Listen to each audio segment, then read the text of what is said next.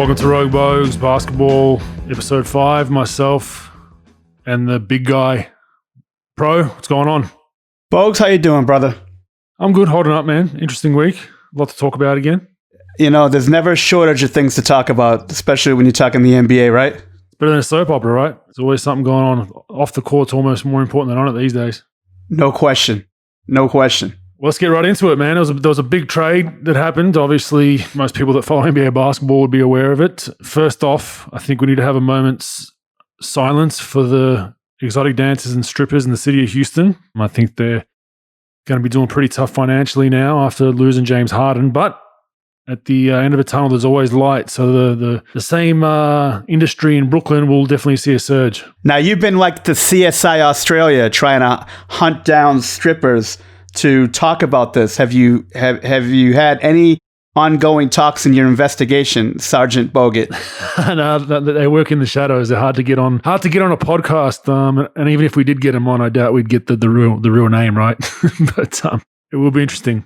Yeah, no question. Yeah, it will be interesting to see how that all goes. But let's get a little bit serious. Let's break it down. I'll go through it real quick. So Brooklyn win now. Obviously, they gave up a fair bit for James Harden. James is obviously getting older, but obviously an elite, one of those probably elite 7 that you have in the league. At one point, it was rumored Philly were lurking and Ben Simmons was thrown into a deal, but I believe this was just used as leverage to boost that Brooklyn deal. So they get 3 first-round picks in 22, 24, 26.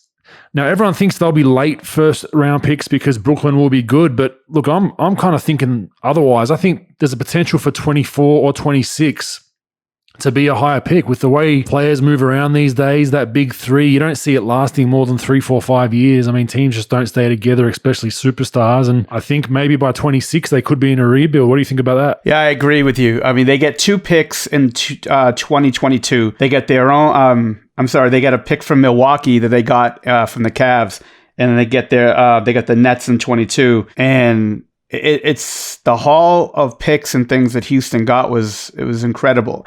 I agree with you, especially with players today not really staying in one spot and things going badly pretty quickly. I'm not saying it will go bad necessarily in Brooklyn, but maybe in a few years, I think that it's a problem. You know, it could be problematic at the end of it. But, you know, I don't think they have to win right now. I think with the trade, their bench is depleted. They don't really have the firepower off the bench like they did. They have obviously the 3 guys, but now I think they're going to be like sort of how Miami had issues the first year. And I'm not even going to start to, compare them to Miami, what they had with James, Bosch and D Wade. But I'm saying is like they couldn't really get it together the first year. And I think that they have to sort of pick up a couple of more players this offseason to really get it going. But it'll be interesting for sure. That's what we wanted, right? It would give us a whole lot more content for the podcast, that's for sure. I mean, yeah. I feel like Steve Nash will either be the coach of the year or get fired within a year or 2. I don't think there's an in-between with that group because I think they're putting all the chips on the table, and I'm looking forward to who takes that game-winning shot at the end of a game and who it's drawn up for. So that'll be interesting to watch. Yeah, it'll totally be interesting. I think with all the big 3s that have been assembled over the years, I think this is the most sort of controversial as far as like attitudes towards like needing to be the number 1 option, having to have needing the ball in their hand.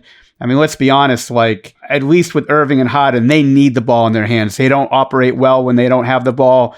KD doesn't necessarily need the ball in his hands, but in my opinion, he's their best player. So he should have the ball in his hands.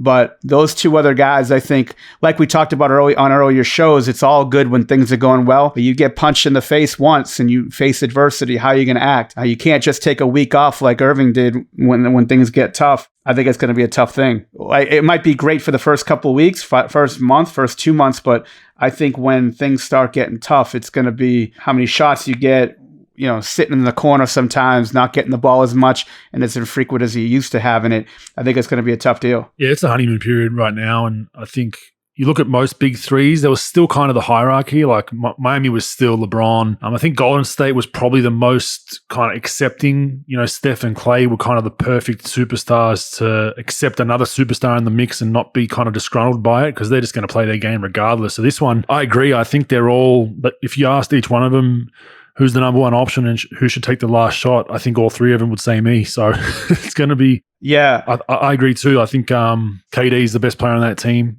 by far, and I think he's obviously does a whole lot more than just score, and he's, in my opinion, the one of the toughest players to guard to stop getting a bucket. He's just got so much stuff in his bag, and he's 7 foot tall. So. I mean, Bogues, you were around it, right? Like, especially with your second service on the team, about their big three and what they had in Golden State. Like, how do you navigate through it? Can you explain it a little bit? Because I think you could give some great feedback of how sort of they operated, because they were probably one of the best as far as sharing the ball, not really having an ego and not having any issue, really. What could you say about it?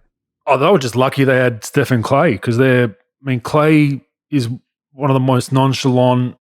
He just wants to play basketball, and when he catches it, he's shooting it, and that's Clay. And other than that, give him his dog and a few other things he likes doing outside of basketball, and he's happy, right? So, yeah. And Steph was the face of that franchise. A lot of people don't realize Steph lost probably the most out of having KD come into that team, because Steph was the Golden State Warriors. He was on all the billboards. He had a massive shoe deal. So now you've got a Nike athlete in KD coming in, and probably as big, if not bigger name. People could argue either way, not in the Bay Area, but in the scheme of NBA basketball. And Steph accepted that. So you don't really get that often. I think that was a unique situation, Pro. I don't think many teams will have it go as smoothly with those two superstars that were already there, just accepting another superstar, as much as guys try to say. But Golden State were just lucky they had two good people in that locker room that were like, hey, KD's going to get us an extra 2 or 3 rings. Welcome aboard. Yeah, I can't really ever tell somebody how to feel, how to act or react. And I think, we always dissect things, right? But if you're making a shitload of money, if you're getting all the touches you want, you're winning games, and you're on the West Coast in a beautiful part of the country, I mean, you got to be like, hey, you know what? I could back up a little bit. I mean, there's going to be plenty of opportunities for me to get my numbers. I'm getting paid. We're winning. But again, some people react a little bit differently to that. With Miami, the big thing about Miami's big three was that, Wade and Bosch didn't need the ball in their hands. They were good cutters. All three of those guys could cut. LeBron probably dominated the ball mostly out of those three, but like Bosch took a back seat and he didn't really care. He operated like he could put his numbers up. If you need him to score 25, 30, fine. But he could sit in the corner, make shots, cut, post up, pass. And I think that sometimes one of those players sort of has to take a back seat. See, I hate that bullshit about whose team it is. It's my team. It's your team. Look, the way the game's played today with all the extra possessions, you're going to get your chance. There's 82 games. There's plenty of time to get yours. And if you're going to win, you're going to get paid, and, you live in the life like shouldn't be a big deal. But then again, everybody reacts differently to things, Yeah, it's a weird one. I think it takes the pressure off you as a max franchise guy to have 2 other guys or 1 other guy next to you that's taking a bit of the load off you as well, because there's not that pressure of you having to carry the load every single night. I think it's, like you said, you're still making your max salary. You're playing for a very good team, chance to compete for a championship most times and not with a big three.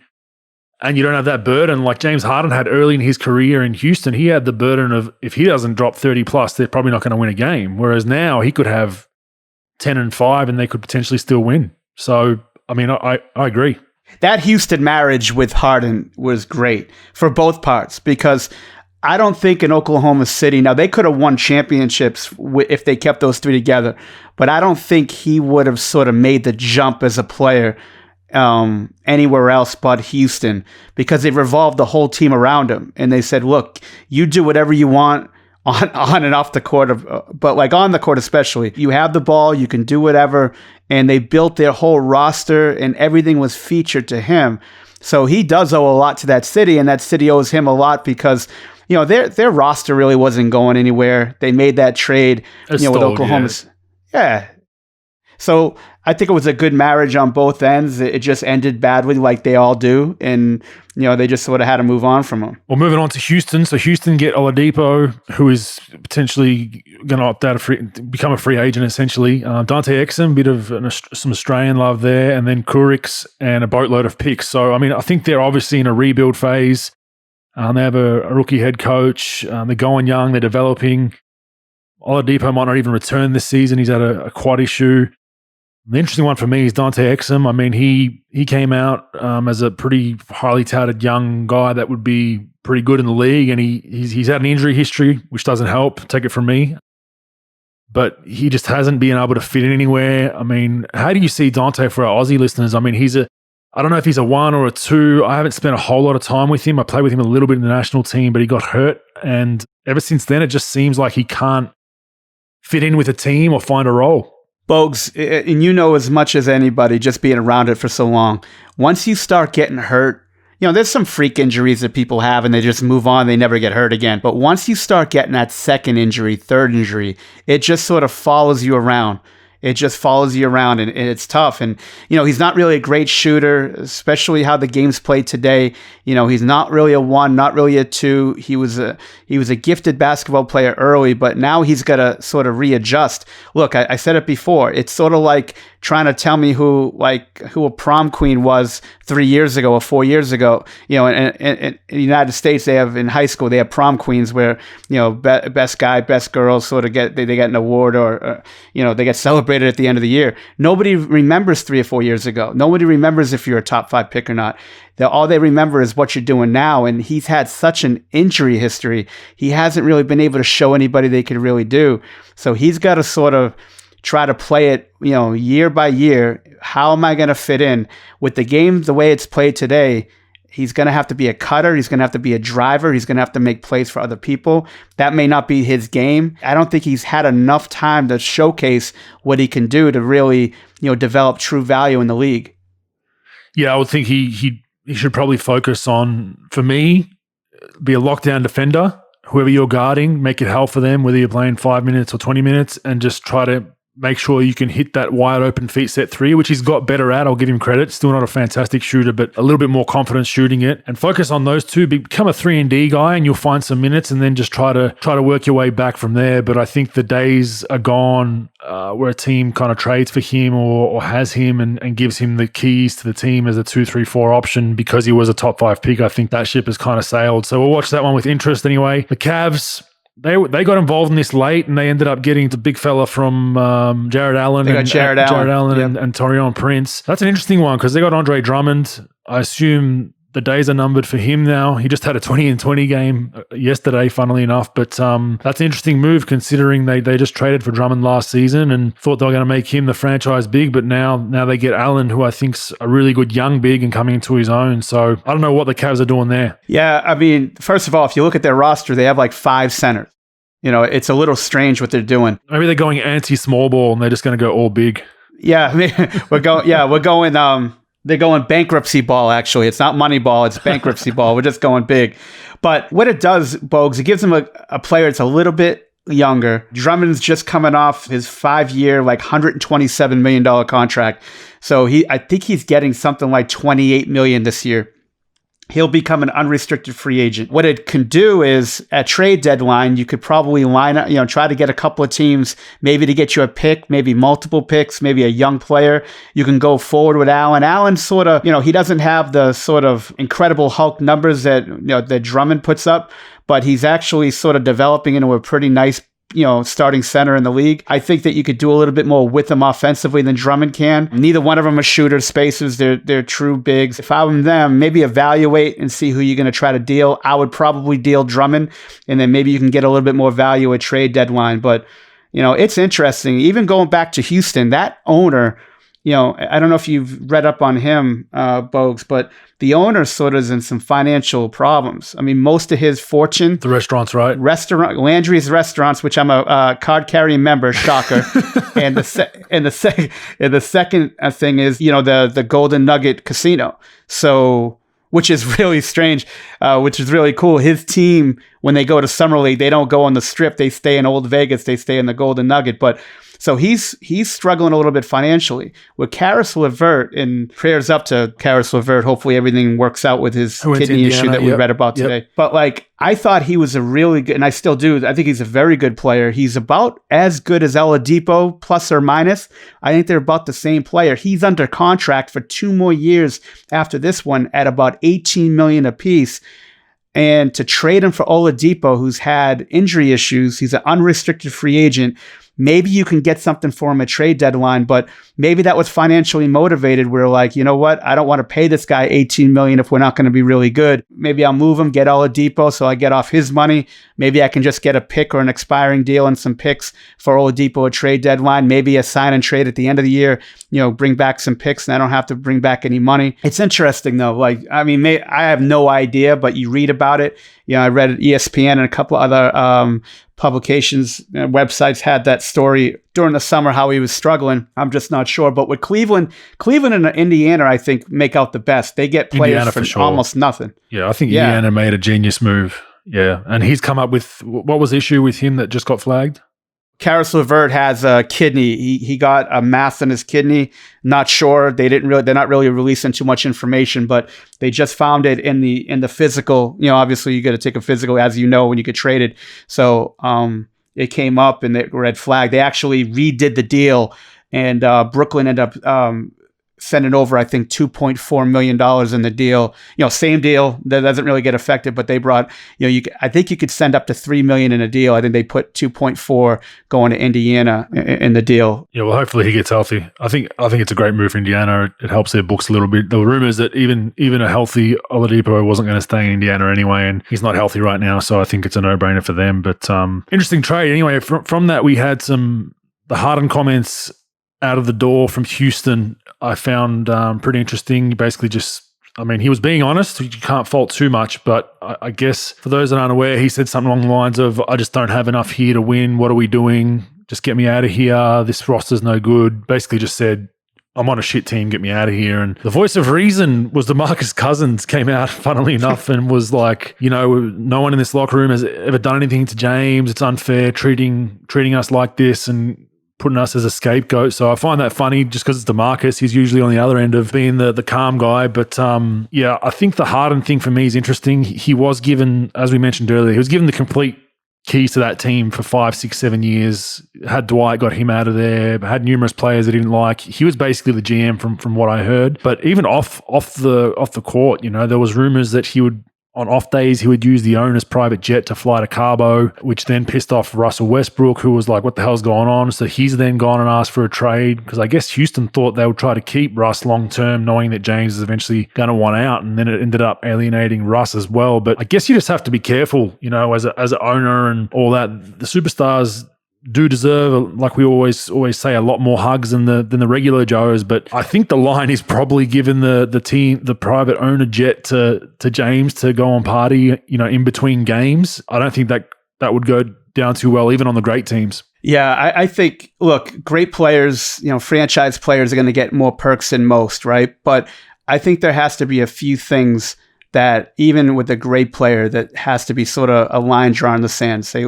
look, you got to be on time, you got to compete, and you got to have respect for the organization, respect for the people inside of it. Your teammates, the people in the organization. You got to be a pro. And I just think that doing those things, could anger anybody. And to be able to have that, it gets around your locker room quickly. It spreads, and there's a little animosity. Look, I don't have many problems what he said. And it's funny, DeMarcus Cousins, talking to being the voice of reason is like me telling you, Bogues, you got to drink more green smoothies with your diet. It's just sort of something that doesn't happen. But like, I just think that I had no problem saying, look, I just didn't have enough. Like, I guess it comes across as being disrespectful, and maybe in a part it is. Look, we all want honesty until the truth's told, right? And then everybody's bullshit that you're telling them the truth. But my biggest problem with what he said was, I did everything I could for Houston. In a part, that's right. I mean, if you look at his numbers, they're ridiculous. One number that I looked up that was unbelievable. I don't think it's ever been done. 6 straight years of 10 or more free throws attempted a game. Going on 7, he's only averaging 7.5 this year. The average lead that he had, Bogues, was something like he's taken from the number 1 to the number 2 in those 6 years. He's averaged 157 more makes than the number 2 guy and 137 more takes than the second guy. that, in a 6-year span. And you wonder why he scores what he does. But when he said, I did everything I could for Houston, well, he didn't. He came in out of shape. If he wanted a trade and he wanted to get out of that city, and he's been there so long and he's done so much for them and they've done a lot for him, just say, hey, look, guys, I want out. I want to make this like a good split. I'm going to come in shape. I'm not going to say anything. I'm going to do whatever you need me to do, but I need to get out of here probably by the beginning of the year, if not by trade deadline. And I'll do everything you need to do. I'll be a perfect citizen. Just do this. Well, what does he do? He's late, goes to a birthday party, the whole mask thing, the no mask thing, going to parties, and it just, he didn't do everything he could. He sort of put them in a tough spot with the trade. His trade value was sort of fluctuating. I mean, they did make a good deal at the end of the day, but he didn't do everything he could do for Houston, because if he did, and he respected that relationship, that partnership that they had, he would have said, look, I'm going to do everything in my power. We're going to keep it quiet. We're going to get, you could trade me, shop me. Here are the teams that I'd like to go to. But he didn't. And I think that's the biggest problem with what he said. Yeah, a bit hypocritical, definitely. And yeah, my comment around going to Cabo on his off days, that wasn't really the issue. Some people might think, well, what's a big deal if he's back? He'd show up late the next day. Flights would be delayed sometimes. He'd show up late to film sessions and team meetings. I think that's when guys in the locker room were a little bit fired up. But as of recording, Brooklyn just played Orlando, and he had a fantastic first game there. I think he had a double-double and was really distributing the ball very well. We didn't see a lot of that in Houston. He would after about 15 dribbles, but it's the first time in a long time I've seen James come off an isolation with 2 or 3 dribbles and make that quick pass. And I guess it helps having KD to throw it to. But they got the first win. We've got Kyrie. I mean, he's now rumored to be coming back, and I think he was fined $40,000 plus his salary for missed games. So I think that's a bit of a wake-up call. There's rumors that he's quarantining and he should be back any day now on that team. So it's good to have him back. Yeah, of course. I mean, of course he's all right to go after the trade goes through, right? Like, that's usually how it works. But for sure. And I think James, it's funny, in Oklahoma City, I thought he was a great passer. I thought he had great vision and he would make great passes. I think in Houston, when he was allowed to just be that a walk-in ISO guy, you didn't see it as much. You did, but you didn't. You saw the dribble, and you saw the lobs at the end and things. And I think the way the roster was constructed, it was sort of like an ugly style of basketball. It was like watching 2 guys dribble around, they take turns, 3 other people, like one guy's getting his taxes done, one guy's meditating in the corner, waiting for that pass out at the last second for that last second bomb that has to be shot with 1 on the shot clock if they didn't get if Harden or Westbrook or Harden or whoever didn't get the shot that they wanted. But, it's constructed sort of like Philly was with Iverson. It was like 3 or 4 guys watching him dribble around and make a play. If they didn't, he'd pass it up. And now that he's got other weapons on his team, and I think with the pressure of like all that's being said about the way he plays and what he's been doing, maybe he'll be like, I don't really believe in change. I think people revert back to who they really are, but I think maybe he'll pass, he could pass a little bit more. He's got the weapons on the floor. The Irving thing will be interesting. Bogues, I think you couldn't bring one guy off the bench, right? No way. No, forget that. Yeah, to be able to... Because their biggest problem is going to be subbing out. You probably have to sub early and then sort of keep 2 of those guys on the floor. One of those 3 will sub early. Probably, James or Kyrie will sub early. Then when KD comes out, they'll end up rotating it around like that strategically. But yeah, I think it's a conversation that Nash is going to have with all 3 of them in the room. Like, hey, any given possession, 2 of you guys are going to be role players. 2 of you guys are going to be spot-up shooters at times, and that's just the reality of it. And you guys have signed here to try and win a championship. I'd almost print out an article which each of them saying that. We're all in this together, and we're going to do the right thing. And say, well, I don't want to see that body language or that pouting that if you don't get the last shot or you get looked off because James takes an extra dribble or whatever it is, we just got to get on with things. So it will be interesting to watch. Mm-hmm. It will be popcorn for us sitting back and watching. But we'll segue that into. We had a conversation about how many teams in the NBA have a true non-negotiable culture left in the NBA? And we didn't come up with very many. Mm-hmm. The 3 that we came up pretty much off the bat was OKC, Miami, and San Antonio, where it was there's a line in the sand and you don't cross it. You don't even try to get close to it with those guys because there's going to be repercussions and they'll either trade you or not play you or suspend you, right? Right. Second tier for me was Boston, Golden State was first tier. The second time I was there, it's kind of laxed a little bit, and that's not a knock on Golden State. That's just once you're winning championships and you're there late, you're playing till June every year, things get lax with guys showing up late and all that kind of stuff. That's just the way it goes, right, with winning championships. But I think Golden State's second tier, I'd probably almost have Houston in there. I've still got to give them a bit more time, but just with the way that they've gone, try to go young and try to get things moving in the right direction, that could be a possibility. It'll be interesting to see if there's issues with John Wall, DeMarcus moving forward, how they handle them. But other than that, I'm kind of clutching straws. What about you? Yeah, I'm all for Boston. I worked for Danny Ainge for a few years, a while back, and just the integrity that he has. I mean, he doesn't have much integrity when you're trying to trade with him. He'll try to rob you blind. But like as far as internal things, I think the ownership does a great job, and he does a great job from that. I don't know Brad Stevens at all. Golden State, hey, look, you would know more than most. The thing about it is like those other teams that we mentioned on top, those three teams sort of made it through multiple generations of players. So remember Ginobili, Parker, Duncan, and then they graduated from that with like Kawhi, DeMar DeRozan, or Marcus Aldridge, and they kept that sort of model of having a culture together. So same thing with Miami, same thing with Oklahoma City. They just keep changing their roster, but sort of keep the same values. I wouldn't say Houston going forward, maybe. Like I said before, I think Steven Silas is one of the smartest coaches I've ever been around. He's a great guy, and what they're doing is, trying to do what they're trying to do. I can't say that going like in the past. I mean, look what they did for, look for Harden, holding up planes. You read those stories about, holding up planes, letting them come late. Management firing D'Antoni's staff without even talking to D'Antoni about it. That's not a good culture. I think for good culture, ownership, management, and coach are all on the same page. They have a respect for the rules of the organization. Everything's done sort of internally. And I just don't see that out of Houston right now. Maybe going forward, but it's tough. Those three up top, it doesn't matter if you're the best player or the worst player. Off the court, everybody's treated the same. On the court, different. Obviously, the best player gets more, sort of gets more action. But off the court, everything's done the same. You're late. Doesn't matter if you're the best player, worst player. You get fined or what have you. It's a tough thing to do in the NBA because you want to keep your superstars happy. You might look the other way, although the 12th guy does it. You're gonna find them, and get in their shit. It's a little bit tough, and it's a little bit.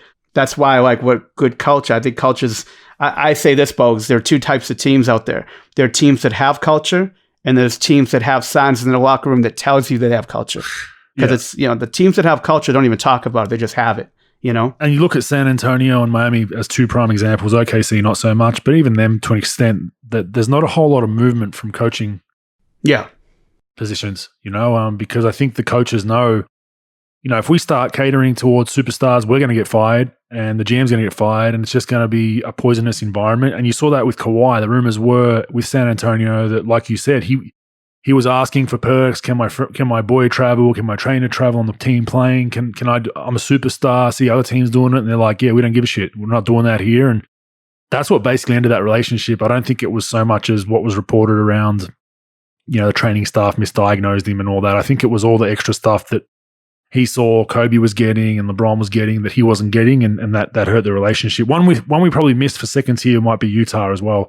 I'm not sure about the situation now, but yeah, Joe Ingles is a good friend of mine, and he says it's a really strong culture there, and what they've historically built there has continued. And I think a lot in your culture has to do with longevity, with everybody being together, regardless of like how good or not so good your team's doing. The two teams up top, obviously, look at Pop. Look at Pop and management. They've stayed together for forever, over 20 years. You've got Pat Riley, and Spoelstra. They've been together a long time.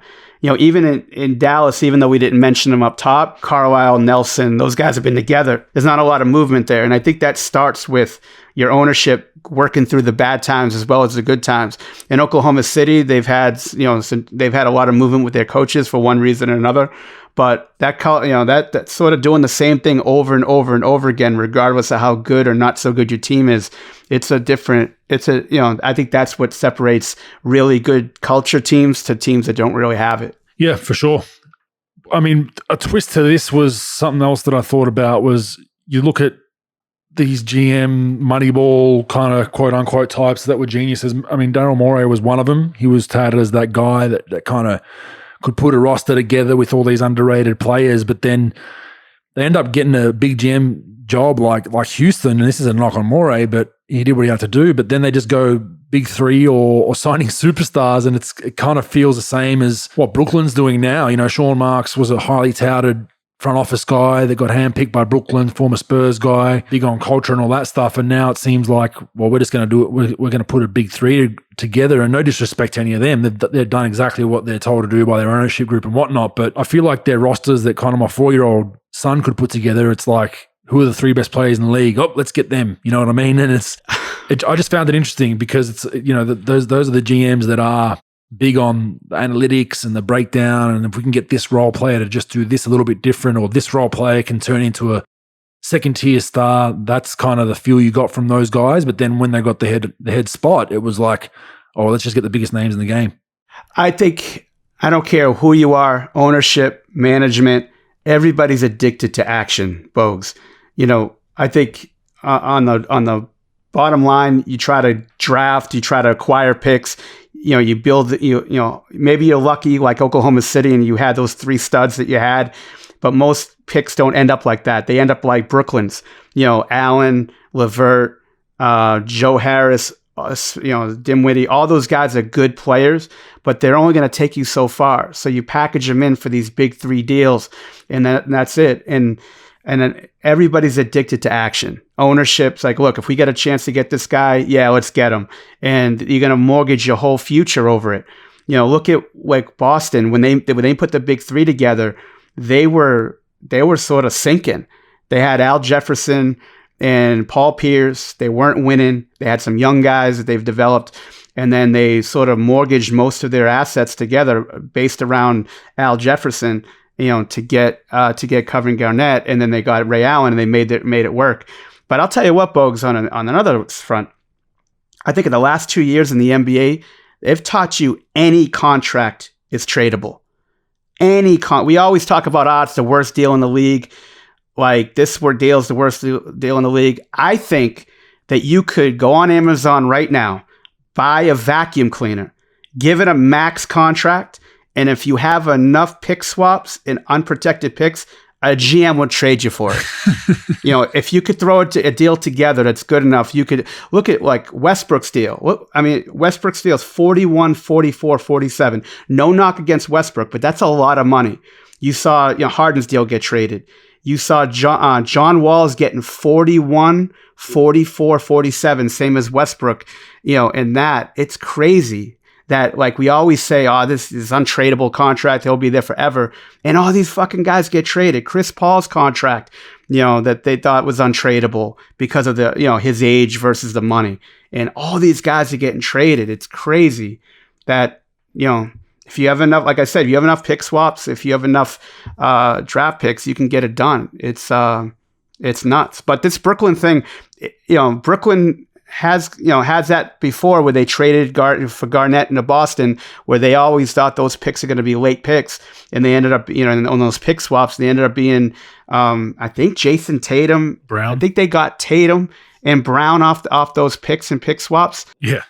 So you never know. Like you said, the end of those deals. Same thing. Oklahoma City is going to cash in on this Houston thing if that goes south, because they get a lot of their picks in the Paul and Westbrook deals. Yeah, exactly. It is interesting. And I guess as a young fellow following the NBA, and for just a general fan of the NBA, I used to look at trades as a young kid and be like, what the hell? That makes no sense. And it wasn't as rampant back in the 90s and 2000s. But once you play in the league and you're involved in it, you realize that a lot of stuff isn't just player for player. I mean, I don't know how many trades today would just simply be about player. It's like you said, it's dumping someone's salary. It's bringing back some picks for the future. It's cleaning house. It's win now if you're Brooklyn, and we'll take extra salary. You look at what Golden State did with Oubre. They bring in him, and it ends up costing them 2 or 3 X, more than his contract. So for the average fan out there listening, don't always think that, okay, they've traded this player for that player and you're like, oh, they got screwed, he's a way better player. Sometimes you got to look in the details of those trades to figure out exactly what's going on. And I think with these picks, Bogues, with Houston,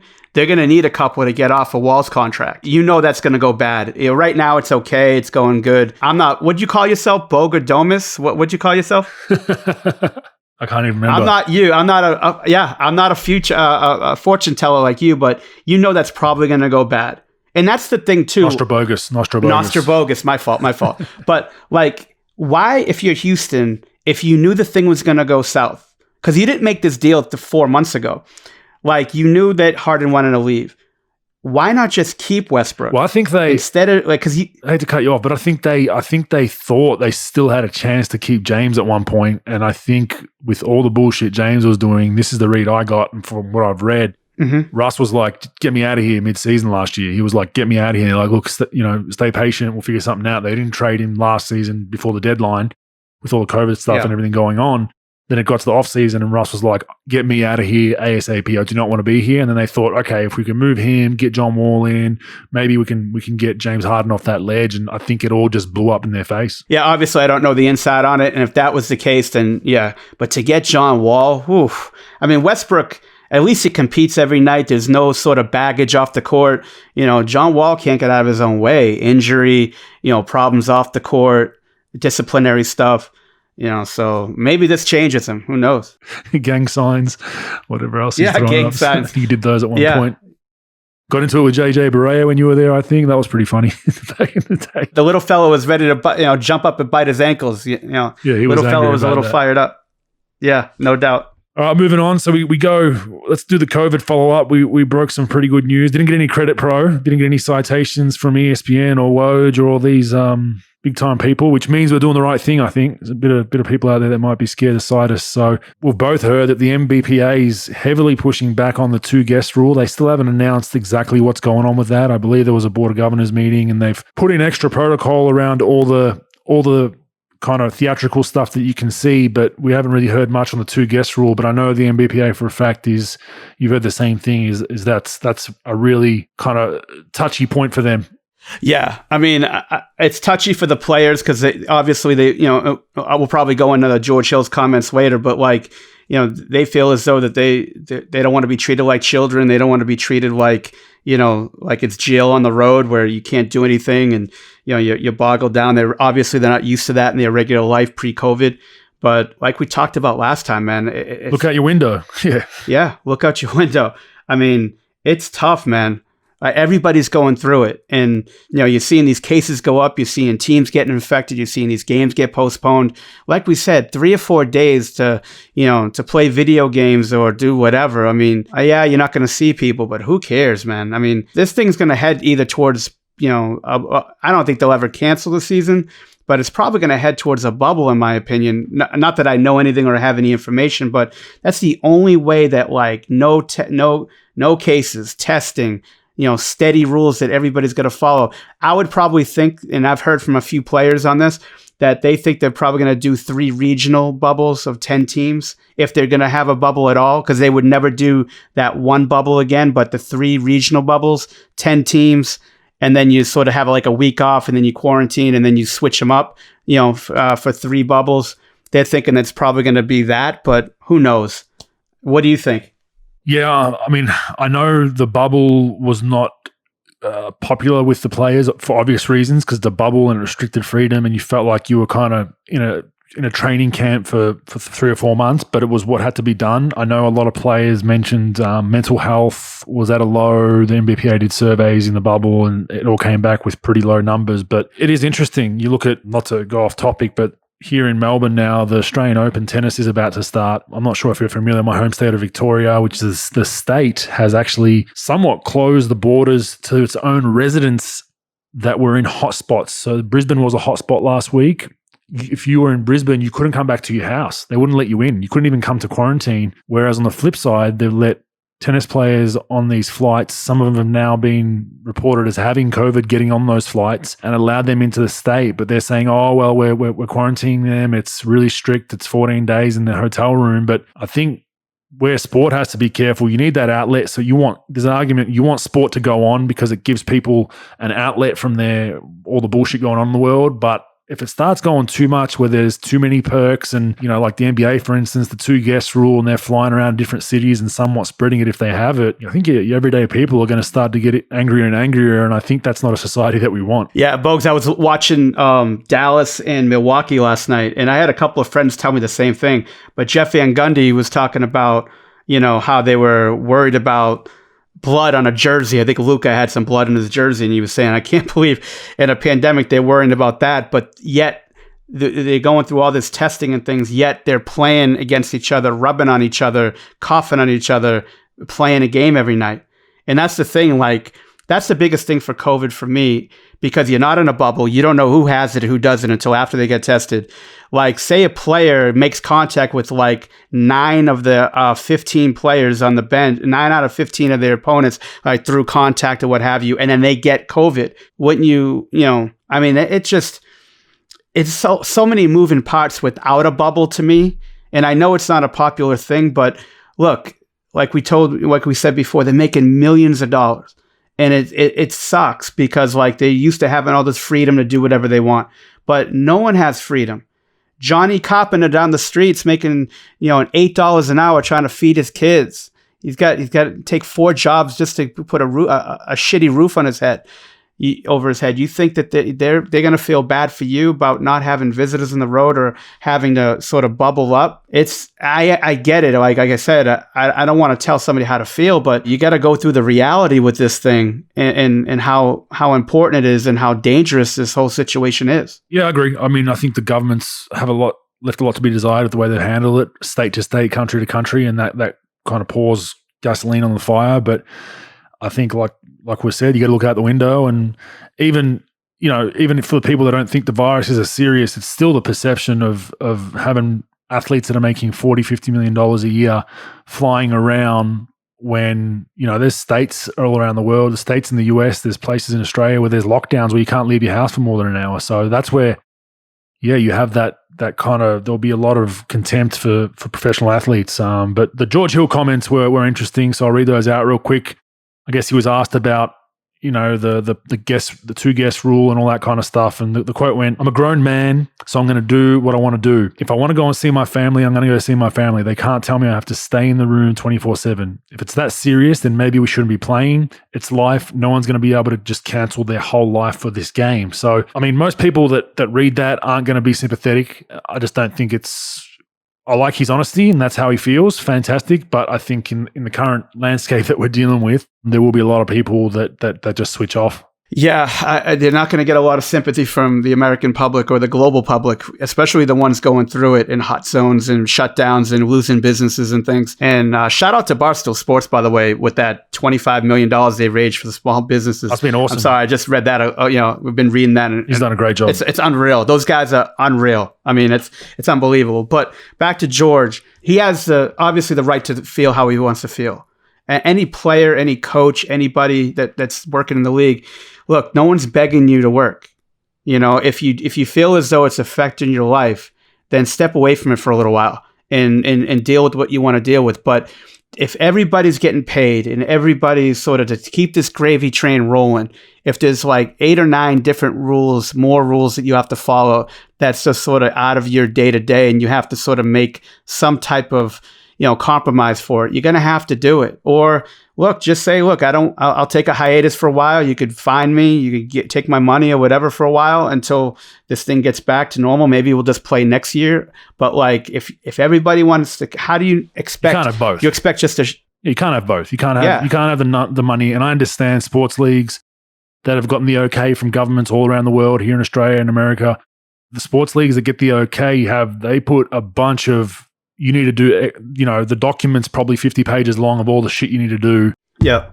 Even on camera, like the social distancing of the bench has probably come from government and the NBA going over the top to make sure, hey, we're trying to do everything right, don't shut us down. And I guess from George Hill's point of view, his comments are honest, but at the same time, you can't make that money and not abide by those rules, because the government will shut those down, especially if people start firing up. But that leads to, there was also rumors that there could be a hiatus or a pause. These cases are spiking. There's more and more. There's another game that's postponed today because of cases. My argument with the pause, a 2-week pause, 3-week pause, is if you pause NBA players right now, I know we discussed that, you were kind of like thinking it might be an okay thing, so might be the first thing we disagree on. But I think the pause is more dangerous, because those players will then go home to wherever they're from or the city that they're based in. They're not going to stay in their rooms. They're not going to stay in their apartments or their houses. They're going to still go get their workouts in. They're still going to go get their lunch, their dinner. They're still going to go out in town, and the single guys are going to go out to the clubs and whatever. And I think it might even cause more of a shitstorm. You bring those guys back in 2 or 3 weeks later to start again. I think you'll have more people with COVID than not. That's how I feel about it.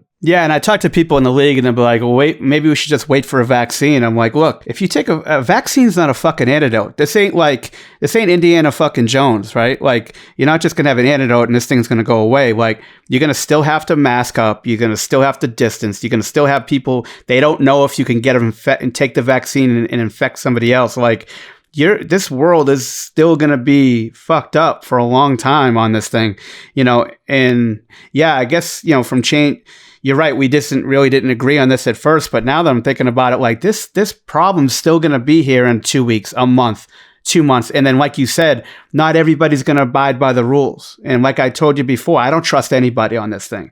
I don't trust people just to hold the line and sort of, follow the rules when nobody's looking. Yeah, when there's a camera on and you're on national fucking TV, everybody's going to wear a mask and everybody's going to be great. I want to see what they're doing with no camera and, no one's looking. Are they going out? Are they going to a public bathroom? The amount of people that I see come out of the cubicle and walk straight out. And I'm like looking at them, like I'll do that thing where I'll look at them, look at the cubicle, look back at them, look at the sink where I'm washing my hands, and be like, what? Like, are you gonna wash your hands, dude? Like, so, I mean, if this virus brings one positive, I think I hope people are washing their hands more. Just like it's disgusting. I've seen somebody drop 7 pounds and then walk right past that sink when they got out of the stall. And I've been around a lot of those people. And even say hello to you, like, hey, how you going? And just keep walking, just like what?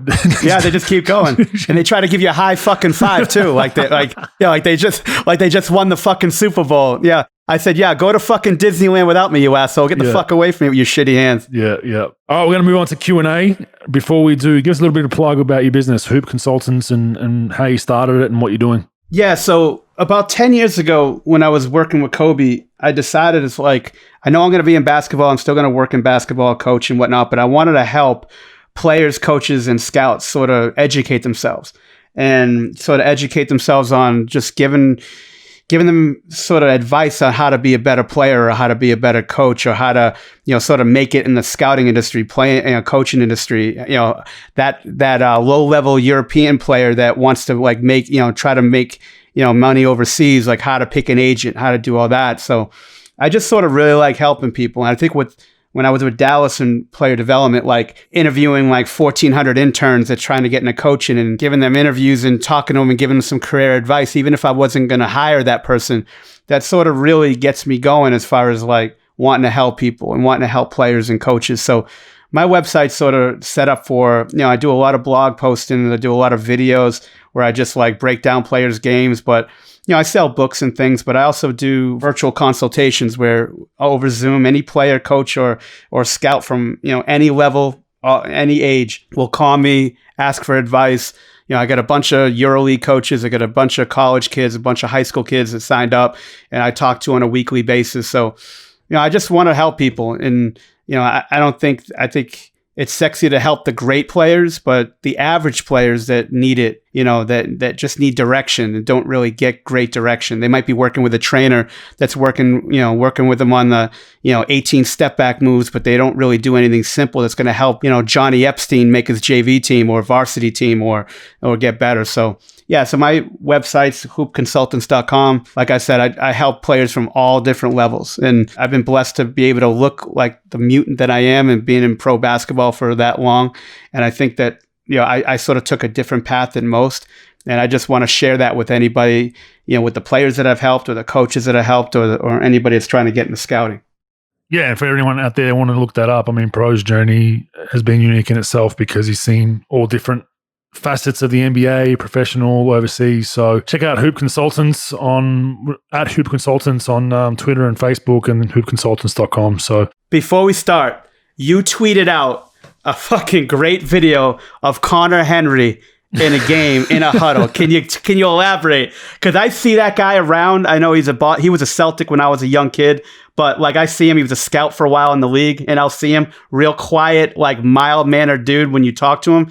But that was definitely not mild-mannered, and you got to fucking talk to me about what you think. Yeah, so he's the head coach of the Adelaide 36ers, first-year head coach with Adelaide. I think he coached Perth for 5 or 6 years ago, but they've got a pretty good roster, pretty decent, and they're playing Melbourne United, who are title favourites. And they were in the game the whole half. I watched parts of the game, and I watched that interview, and then the NBL does this thing where they mic up the coaches real time in the huddle, which at times backfires, and they get a lot of complaints from Karens and these crazy mums that don't like hearing swearing. But yeah, he basically just said, excuse the language, but we're over dribbling, and he starts off all calm, and we come off the pick and roll and throw it to the pop guy. You over dribble, then you over dribble, then I over dribble, then you fucking over dribble, and you haven't even played, and just went crazy. And the league doesn't like it because of the swearing, but I think it's great content. I think it's raw.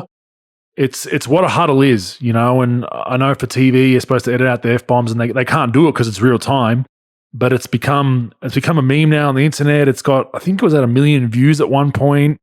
People are using that as the Brooklyn timeout speech right now. I saw that. Yeah. So someone's using it. Yeah, that's great. So yeah, I mean, it's... But you know what, Bogues? That's honest. That's honesty. Like some coaches, anytime a camera's on them, they're like, they're all man, proper.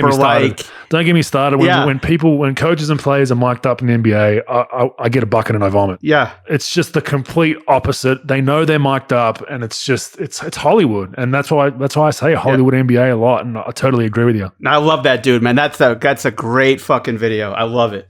Guy with the questions, man. Yeah, just quickly, the NBL to get started. There's been 2 games. My team, the Sydney Kings, went down by a point yesterday in a late controversial call, which could have went either way, and they ended up losing that one in a really good up and down close game. And then Melbourne blew out Adelaide in that second half of their game, where we saw Connor Henry go crazy. There's a few more games today, and then we'll probably touch on that a bit more once we've got a week or two under our belt with the NBL. But moving on to the Q&A. First off, just a disclaimer, we've got a few people firing up that their question does not get asked. Look, I'm the emperor. I'm the dictator. I pick the questions for the most part, so you're going to have to deal with it.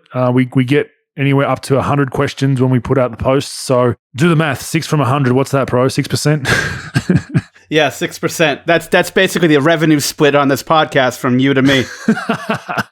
You got to take the losses too, then, if you want the revenue. But yeah, look, we're trying to get through as many as we can. So if we don't answer yours, we appreciate the fired up emails. It means you care, but at the same time, unlucky. Keep trying next week. So we'll get on to the first one. Loving the podcast, et cetera, et cetera. Why do you think so many junior Aussie basketball players make great AFL football players? So AFL is Australian Rules Football here, Pro.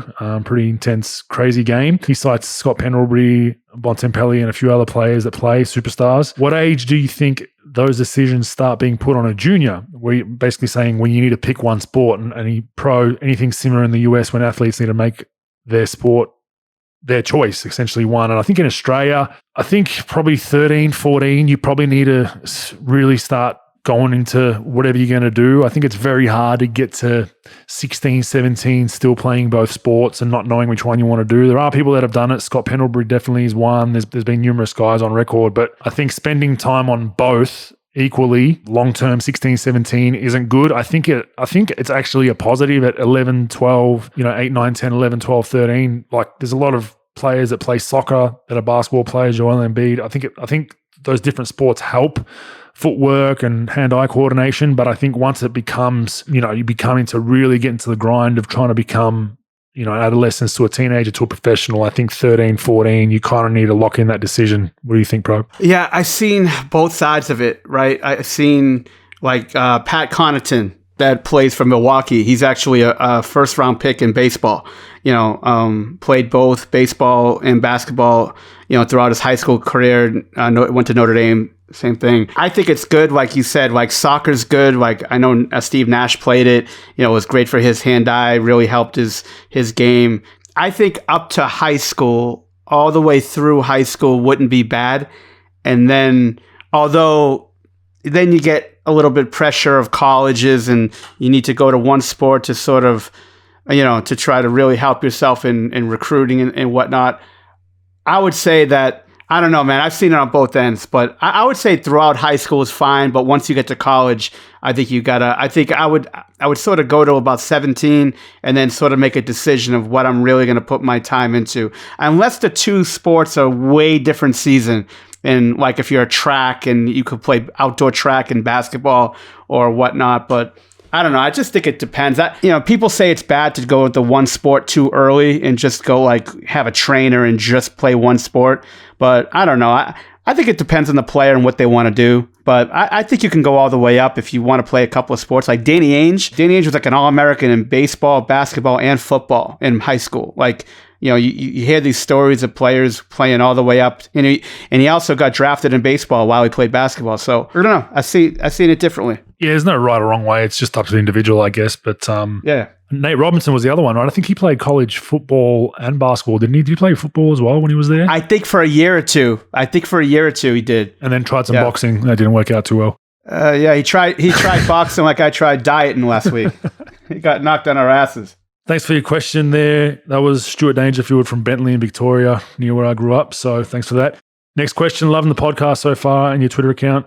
Question, not 100% basketball related. You spent most of half your life living in the USA and still managed to keep the Aussie accent. What's your secret, considering Ben Simmons and Josh Green have been there for a comparative 2 minutes and theirs is gone? So, Pro, one thing Australians hate is when Australians go to America and have an American accent within a year or two. So I always was cognizant of that. I was always cognizant of not... I love that fucking accent. But what was funny is I'd still get back to Australia at times. I'd still say certain words kind of with an American twang just because, let's say I'm at a restaurant. We say tomato sauce. Americans say ketchup. So things like that, because I lived over there for so long, instead of going to a restaurant in America and having the waitress say, huh, I had no idea what the hell I'm talking about. Yep. I obviously adapted, but then that meant when I came home for a month out of the 12 months, I'm around my boys or my friends or whatever, and I might say something and then they're just breaking my nuts, yeah, you're American, listen to you, so it's an interesting thing. I think Ben's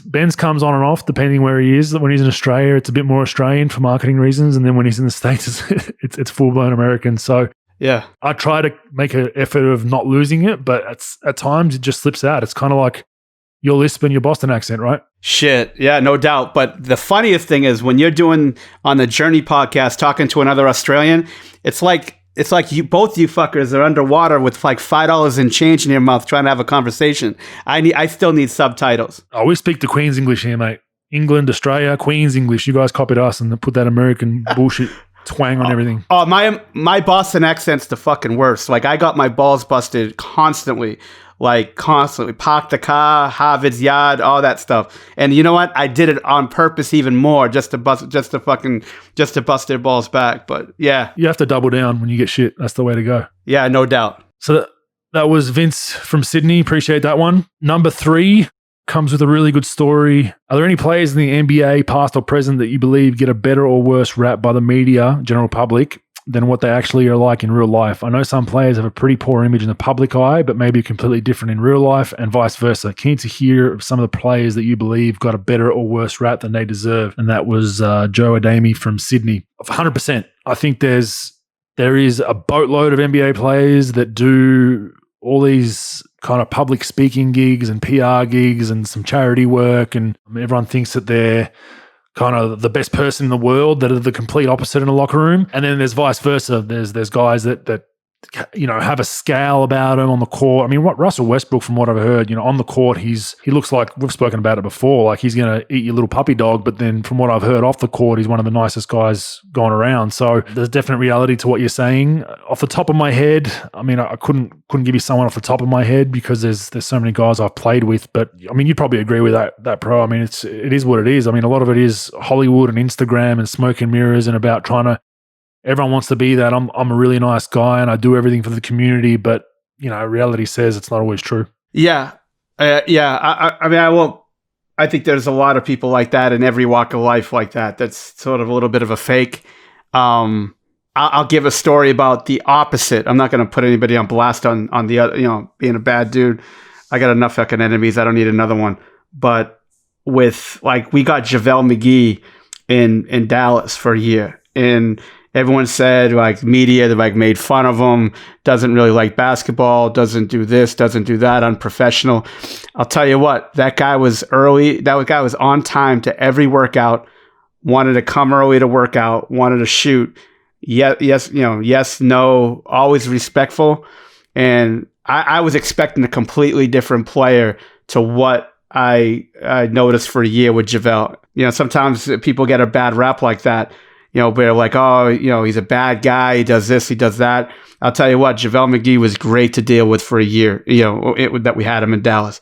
Yeah, I mean, mine would probably be, funnily enough, Steven Jackson has a really bad rap kind of off the court, but the thing with him was, he wouldn't really work out a lot in the off-season, wouldn't do all that stuff, but once you were in the game with him, he was balls to the wall, and I've mentioned that before. So, I mean, he probably rightfully has a bad rep off the floor. Sometimes he's involved in a shootout, not a basketball shootout, a gun shootout in Indiana when he was there. So he was in some off-court altercations, and he's been on record talking about those. So I'm not saying anything that's not new. But I mean, one thing that shocked me was when I played with him, I thought he'd be a tough guy to play with. I thought he'd be dismissive, like, I've won a championship, I'm the man, this, that. But once you got on the court with him, he was a fantastic teammate. But that didn't always kind of relate off the court with all his business dealings and whatnot. So he'd be probably one guy that I'd put out there. Thanks, Joe, from Sydney for your question. And what I missed at the start of that, what I was trying to read out but was stuttering like crazy, is eventually on the My Journey podcast, there'll be a good story relating that, resonating with some kids, which we'll post down the track. So keep an eye on that in the future. So question 4,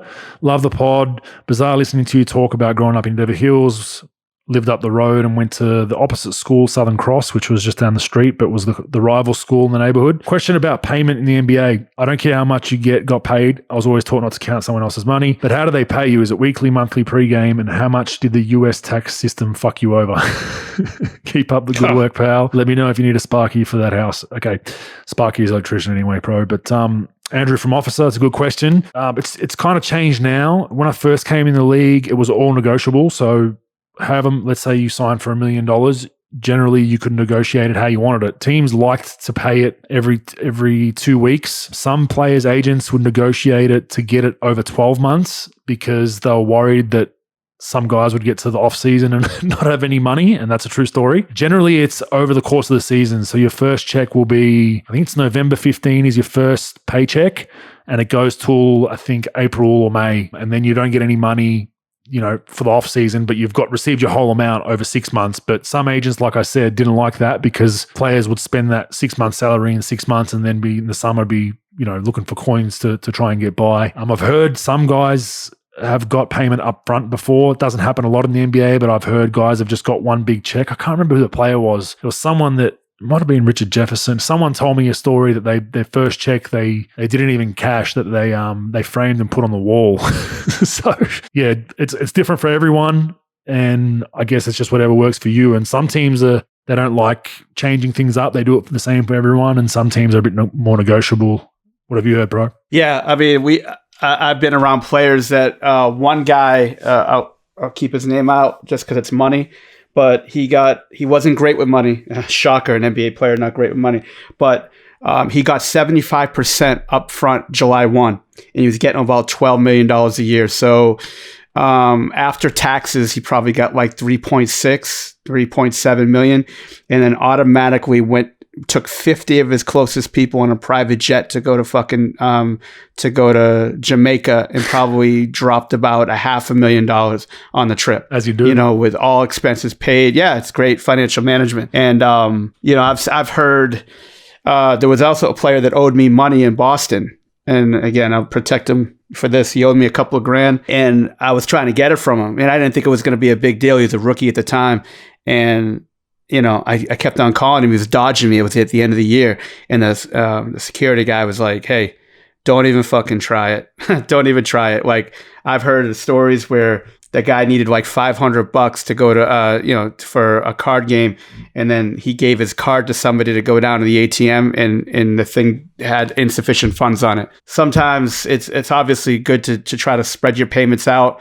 But I mean, it doesn't matter. I mean, at some point it's going to be spent if they're not spending the right money. Yeah. And it's just a sad part of the pro sports. And I know I've heard some financial advisors and agents have had separate bank accounts. The athlete owns both the accounts, but one of them needs a dual signatory for withdrawals. So what some people would do is they would have, say, I'm getting $20,000 every 2 weeks after taxes. 10 of it would go in the one account, 10 of it would go in my account, and I could do what I wanted with that one half, and the other half I couldn't touch unless I signed along with my financial advisor and agent. So then they'd be asking you what you're using it for. And if they didn't deem it, reasonable, they wouldn't give you the money. And that was just try to, have that athlete have some funds remaining when they're done with their career. So it is hard because at the end of the day, it's back to that George Hill comment, right? Of I'm a grown man, it's my money. So sometimes the people trying to help athletes cop the wrath of the blame and end up getting fired. And they just hire someone that's going to let them withdraw their money when they want. How about the power of attorney stories? I mean, do you have a few of those? Do I? I don't. Yeah, I got one. There was a player that I dealt with in the past that, again, wasn't great with money, had a street guy as his financial advisor, and bought a Phantom. I don't know what they cost, like $400,000 or whatever. And we were like, hey, where's your Bentley? He goes, oh, well, I sold it. I said, who'd you sell it to? Oh, my financial guy. I was like, you dumb motherfucker, you just sold your car and bought it with your own fucking money. Because how do you think that guy's going to fucking get it? That guy couldn't get credit to get a fucking Blockbuster video card. You think he could fucking buy a Bentley? They said, this is awesome. But yeah, so NBA money stories, you could go. Oh, no, I think we'll need to do a spin-off pod for that down the line. But one final one I had was a gambling one where we were playing Denver when I was with the Warriors. And I can't remember who it was. I think it was Jack on my team saw, who was it? It was someone on Denver, Ty Lawson. He had a brand new Bentley. So we go out to play Denver for game 1 or 2 in the series. And there's a brand new Bentley in the parking lot and seats Jack's friends with Ty Lawson. And he goes, man, that's a nice ass, it's a nice Bentley, man. And he goes, oh yeah, player export it for me. And he's like, what do you mean? And he goes, Blu-ray, card game on the plane. He goes, yeah, he basically, I got him to just write a check to the dealership and went and gave it to the dealership and picked up the car. I'm just like, what? This is for everyone out there, this is a $200,000-$300,000 car. Jesus Christ. And he goes, yeah, player X bought it for me. I'm just like, oh my God. I gamble, but that's a whole nother level, man. Losing a Bentley on a flight, playing Blu-ray, that hurts. But moving on from that, thanks, Andrew, from Officer Victoria for that question. Number 5, if the Olympics get played this year, big if, there are currently about 10 players in or around the NBA, including guys like Ryan Brokoff from Australia, obviously.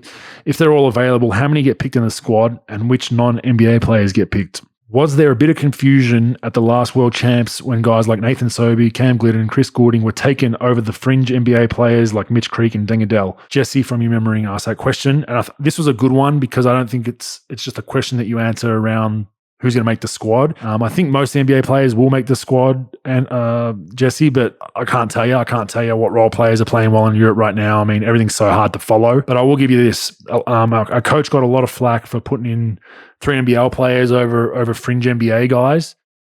But it comes down to what we've spoken about before. Those guys, we knew that those guys as 10, 11, 12 guys wouldn't cause any problems about not playing.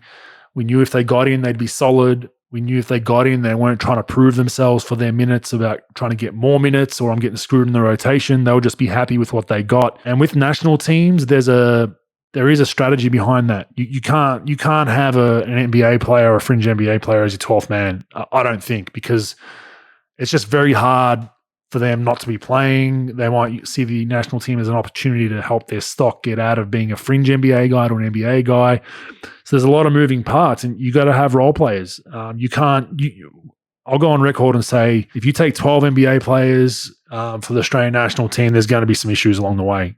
So I think the mindset for Andre Lamanis, the head coach, was we've got our 8 or 9 core NBA players. We need some complementary pieces, and that might be, hey, we don't need, Deng Adele's a pretty good scorer. He's a slasher, but we didn't really need that with our 12th spot. We needed probably more a role guy like Cam Glidden, who we knew feet set wide open from 3 would knock it down, and that was what we needed at a minimum. So I guess that answers your question, but don't always look at it as, Deng Adele's better than Nathan Sobey one-on-one. It doesn't work that way with team basketball, and especially with the national team. Yeah, Olympic basketball. If you're an NBA player or a fringe NBA player, you're right. Like you want, it's all perception, especially if you're trying to get to a job, right? But unless you have really like patriotic or whatever you call it, just spirit for your country, and you bleed for your country, and you won't care about sitting out. But mostly when you're putting together Olympic teams, it seems like you have to put role players together. Somebody who could really guard, a couple of spot-up shooters. Yeah, you're going to have 2 or 3 players that dominate the ball, but you need those other 2 players on the floor with them to be just role players. And if you're going to get 12... Complementary. Yeah. If you're going to get 12 players that are going to want the ball all the time and just to score, you're never going to do well, because those national teams of other countries, you've been in it. You've been in those wars. Those guys are well-oiled machines. They pass the ball. They move the ball. They guard people. They're hungry, and they're trying to win. So I think the more complementary players and system players that you could have on an Olympic team is best. And then obviously you need 2 or 3 players for firepower. Yep. Yeah, I'm the same. So thanks for your question, Jesse. The 6th one was an interesting one. Comes from Michael Wien. Doesn't say where from, but I assume overseas somewhere in the Golden State area, because it's a Warriors-related question. But it was exciting when you came with the Warriors. I like Monte, but I knew the decision was right at the time. Going through your freak injuries, I remember from media coverage that these affected your confidence both at the line and in offensive aggression, even as you got healthy with the Warriors. At the same time, I'm sure you were still working on these parts of your game. There have been so many players, Andres Biedrins, Kelly Oubre right now, affected by lack of confidence. How did the coaches try to help you here, if at all? How did you approach it? If you could place yourself mentally today into yourself for 2012, would you be better equipped to overcome these issues? That's a great question, because it definitely, I'm not going to lie, the free throw line later on in my career really affected me. I mean, I became, I wasn't a great free throw shooter early in my career, but I didn't give a shit about missing free throws. I was getting most of the touches with Milwaukee. I was a first, second option. So it just didn't really affect me mentally. Where it affected me was after I broke my arm, I was shooting, 60s, mid 60s, and really started to feel good at the line, like started really putting the time and work in. So then I snapped my right arm, and that took me, a year or 2 to even get proper feel and just that touch back to an average level. I started getting hacker-shacked at times in games, and that kind of rattled me a little bit. Hacker-shack meaning that when they're in the bonus, they can foul you purposely to put you to the line. So then it's like, damn, I need to make these to stay in the game. So it added that bit of pressure. And then, yeah, there's no doubt there were games where if I had knocked down, if I'm 2 for 5 going to the line again, my aggressiveness kind of went down a little bit, and I'm not going to hide from it. It was an issue that I was battling through probably mainly the last 4 or 5 years of my career, and it's just something that you had to go through. It was kind of like the yips in golf, and I was then shooting 50% the last couple of years in the league, but funnily enough came back to Australia and I got it back to 70% my first year in the NBL, and then in my last year in the NBA, which wasn't a huge sample size, I was in the 70s. So I felt like I shot it better, and I changed a few things, and I think I just took time away to just really reassess that it wasn't that as important. But I know you and I probably worked on it a lot, and you emphasized on getting the arc up, similar to the Rondo story. But look, it does affect you, and it was just something that when you're in the moment, especially being around great shooters like Steph and Clay, I thought like when I got hacker-shacked at times, it was kind of letting them down, and it just added probably more pressure on myself than I probably should have put. Did you remember Denver when we started that whole thing? So you were hurt. I don't know if it was your knee or your ankle. I forgot the injury you had with us. You're going to be out for a couple of weeks. So you missed a few in a row and you booted the fucking ball in Denver, after practice, after shoot around, you probably booted the ball almost into the upper deck. And I was with somebody else and the rebounder said, all right, let's just try this. Let's try this. And after like 15, 20 minutes, you actually made like 17 in a row. And, of course you had to get better and then fucking get traded because I said, let the guy make a couple in a row so I could feel good about myself once in my fucking life. But of course, you get traded, I get fired. It is what it is. Yeah, but it is a good question. I saw it firsthand. I struggled with it, but Andres Biedrins was a sad case for me because he was a fantastic young big early in his career, really aggressive, mobile. And he just got to a point where I think he shot like 14% one year or something like that from the line. And it was, you felt bad because he obviously he's just a mental yip. Like he was done. Like he'd be holding it too long sometimes. Then sometimes he'd shoot it too early and he'd be falling over the line. Then he'd be falling back. My issues were, I kind of concreted not falling forward and backwards as much, and it was just more mental and touch. But he was bamboozled, and it got to the point where guys were making fun of him, and he knew that it was an issue. Yep. So he then didn't want to even get into games, and it does happen. And that's, I guess, when I was younger and dumber, I couldn't have given two shits about it. But I think when you get older and you overthink the game, and it's generally guys that overthink things and are probably on the smarter side of things in going deep into things that they probably shouldn't even be thinking about, that it affects. But it's just something you got to work out. And like Pro said, at times at training, at practice, when the lights were out, I'd be shooting at like a 80-90% free throw shooter, and then in the game you just you're tired, the crowd noise, you're fatigued, you overthinking it. I need to make these, and you go up there and you throw some bricks, but that's just something you got to deal with. But we'll segue that into story time with Pro and Bogues. I've got a pretty good one. I know you do too, but I'll get started with this one. It's an interesting one. So a good friend of mine, it's kind of really off topic, off record and random, but I think it's funny. So a good friend of mine is Harrison Barnes, and Pro was actually there. So I know he won't comment too much about it, but he can co-sign exactly what happened. Harrison Barnes has a wedding up in, where was it, Pro? It was in northern Massachusetts. It was in Newport. It was in Newport, Rhode Island, in a mansion. There was something filmed in. There was a movie film there, wasn't there? Always, yeah. It's one of the more famous places on the East Coast. It's a beautiful, one of the best weddings I've ever been to. Yeah, and it was on the water, this massive house, mansion, probably an acre and a half, 2 acre property. So Harrison Barnes has a wedding. I was really good friends with Harrison, and my wife was really good friends with Brittany's wife. So we fly out from Australia for it, just for that wedding, for 2 or 3 days. So Harrison's with the Mavericks. That's why Pro was there. That's why a bunch of Mavericks and Golden State Warriors, North Carolina guys were there. A lot of NBA players, Steph Curry, you name it, was there. So Rick Carlisle, who's the quirkiest of people on a good day, random. You never know what he's going to do. Does some funny shit, does some random shit, does some crazy shit. And he, for some reason, I guess, I don't even know, we're about to have dinner and he gets the microphone and he goes up and starts giving kind of a talk. Now, he's only known Harrison for maybe, how long would it have been, Pro? It was the first year, right? Yeah, maybe a year, if not 2, tops. Not long. Not like it's not long. Not speech worthy. not speech worthy. So he gets a microphone and he goes up and he ends up treating Harrison's wedding like it was a team appearance.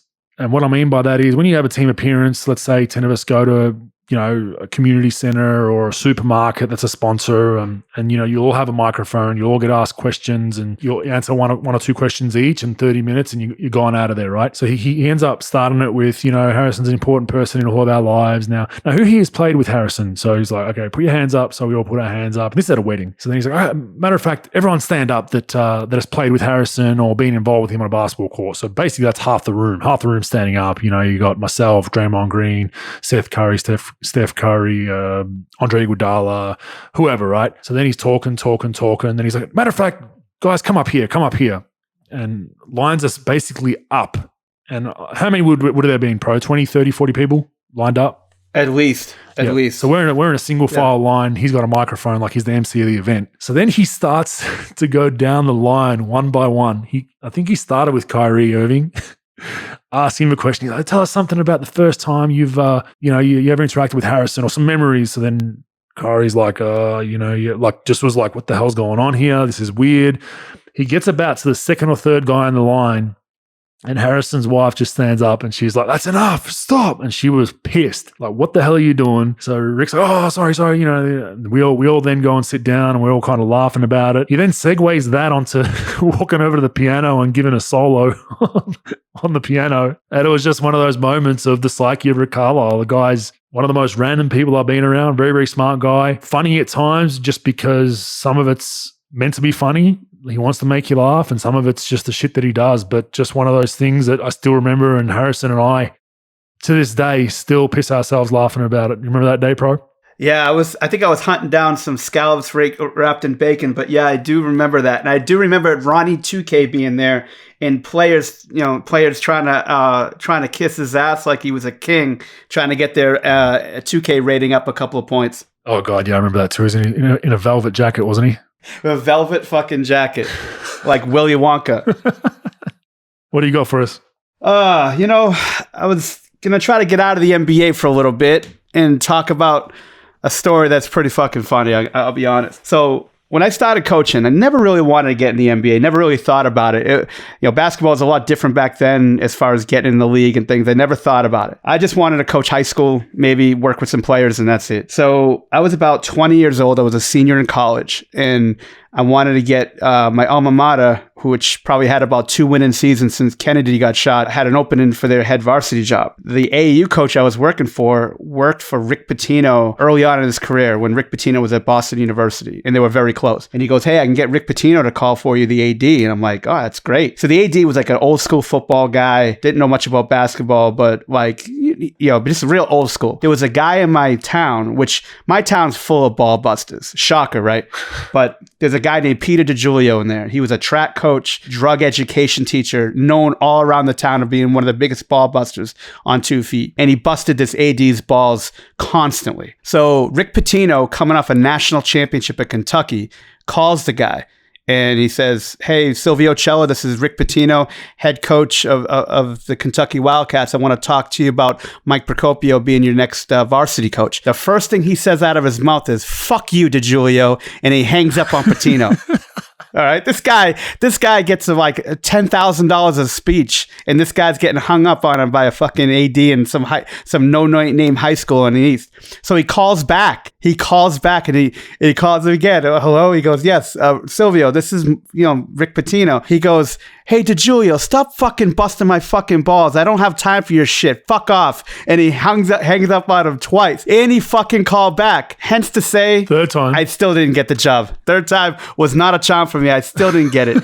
I mean, the other guy had a fucking bookie call for him, or some fucking homeless guy, and he got the job. And I fucking can't get the job getting Rick Pitino to call in my fucking behalf. That's great. That's a good segue into probably next part. We'll probably get into some NBA type pranks. There's been some absolute gems over the years, but no doubt. Thanks for your time again, Pro. Hope everyone's enjoyed another episode of the Rogue Bogues basketball series. A lot to talk about. Follow us on all the socials at Rogue Bogues, Facebook, Twitter, Instagram, at Hoop Consultants. For Mike's business is doing some unique things, so check that out. But thanks for your time, Mike. Anytime, brother.